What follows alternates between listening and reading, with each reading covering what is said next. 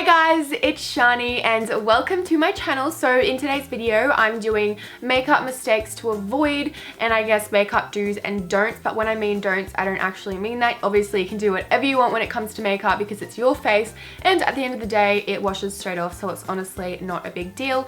But this is just kind of tips and tricks that I thought I would share with you guys to help you out a bit. So obviously this is the do side and this is the don't. Obviously it is very over dramatic. I've never actually seen someone with this on their face, but it's kind of just, I'm kind of just going over the top to prove a point. So I really hope you guys enjoy this video. Don't take it personally because I've done a lot of these things in my life. So yeah, I hope you guys enjoy this video. Please give it a big thumbs up and let's jump straight into it. Alright guys, so the first thing that I'd recommend doing when you're applying your makeup is put a nice base down. So I'm applying 2 different moisturizers. I go in with that moisturizer just because I do have dry skin. But if you have oily skin, I would still 100% recommend just finding a moisturizer that suits your skin type and putting that on before your foundation because honestly, it makes that foundation blend out so much easier and it doesn't cling to any dry patches. It just looks flawless. So on the don't side, I didn't apply any moisturizer and girl, it didn't blend as easily. That's all I can say. When it comes to primer, you want to make sure that you set it with a powder. If you don't, all the eyeshadows will go patchy on your eyelid and stick to certain areas, and it honestly is incredibly hard to blend out. The next tip that I have is try to avoid putting any shimmery shades in the crease, especially if you have hooded eyes like me, because it really will accentuate the sagginess of the skin. The next tip that I have is try to start from lighter at the top and go to darker at the bottom. So if you want to do like a smoky eye, you can start from like a nice light brown, work your way up to a darker brown, and then eventually you can go to a black. So that's what I'm doing on the do side. I'm starting with a nice soft brown and just getting darker and darker as we go, and this will just create more of a softer gradient. Now it's time for foundation. So this is something a lot of people like to comment on in the comments of my videos. So on the don't side, I'm going to take a foundation that matches the skin color on my face and I'm just going to buff this into my skin. So as you can see, the color on my neck is completely different because I fake tan, and whether or not the tan is real or you've used like a foam or something like that, a lot of the times the tan does fade on your face, so you want to make sure that you match it to your neck, and then it's going to look like our head and our shoulders are actually attached. Okay, so you want to make sure when you're blending your foundation in, you don't want to actually put it where you put your concealer under the eyes, just because it will make the concealer that you put on over the top really cakey. So you just want to leave that bit spare for the concealer to let that do the work. So I'm just taking a concealer that is 2 shades lighter than my skin tone, and a beauty blender is absolutely perfect to blend out concealer.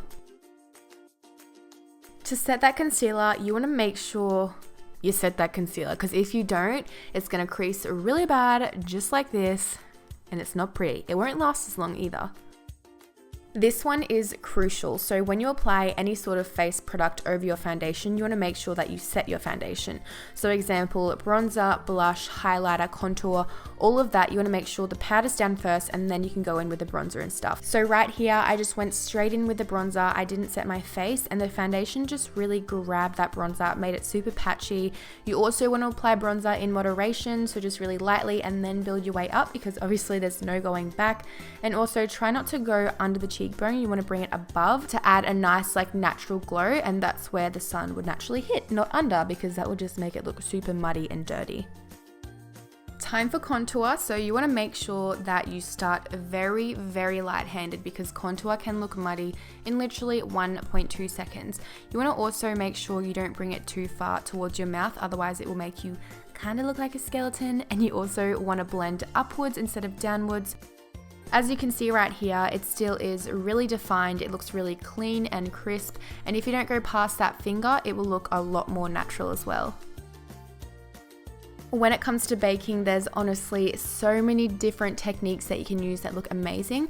For me, I like to take a nice yellow shade and just dust that under my contour to make it super sharp and clean. You want to kind of stay away from stark white shades because it can look super fake and too sharp.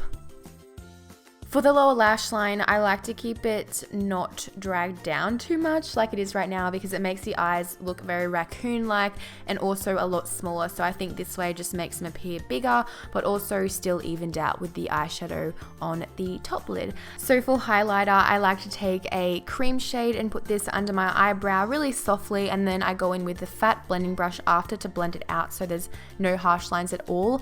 And then on the don't side, I just went in with a stark white and I just put shitloads of that on there, and I didn't blend it out, and it just looks super choppy and harsh. It's mascara time. So I always find it really hard to apply mascara with a big fat one like this. I find that it just gets all over my eyelid, all under my under eyes, and it's super hard to get off and it's annoying. So if you use a small one like this, it's really easy to just coat all of your lashes without it being overly messy.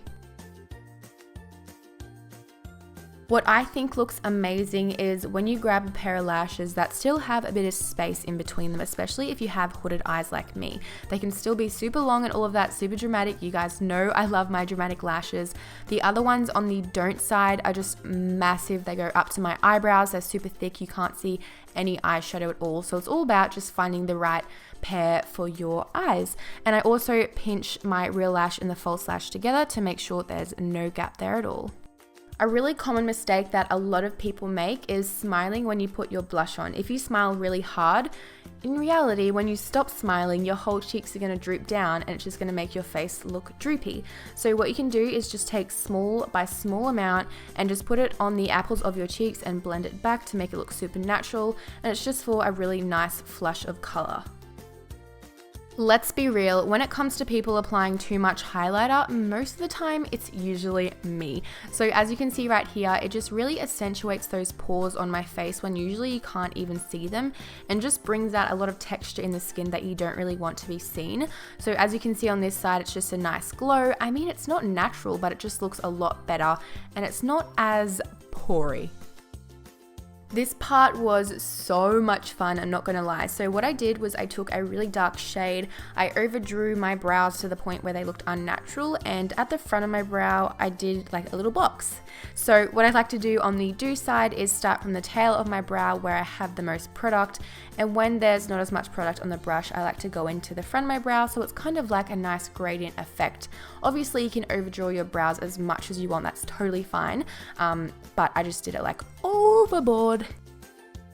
For the lipstick, I went in with a really pale nude, so it's all about finding lipsticks that suit your skin tone. So obviously, if you want a really pale nude on the lips, you could still go in with this color on the do side, but all you have to do is kind of use it in moderation. So I first applied a lip liner so it's nice and crisp, and then I went in with a darker nude that fits my skin tone, and then I just pat that first nude on the center of my lips to create kind of an ombre lip, and it just looks a lot better.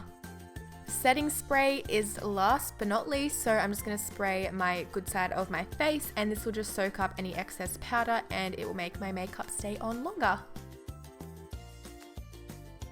So there we have my makeup do's and don'ts. I hope you guys learned something new in this video, or at least found it entertaining because it was so much fun to do. Let's see if we can get this video to 20,000 likes. I believe in you guys, let's do it. Anyways, I hope you have an amazing day and I'll see you in my next video.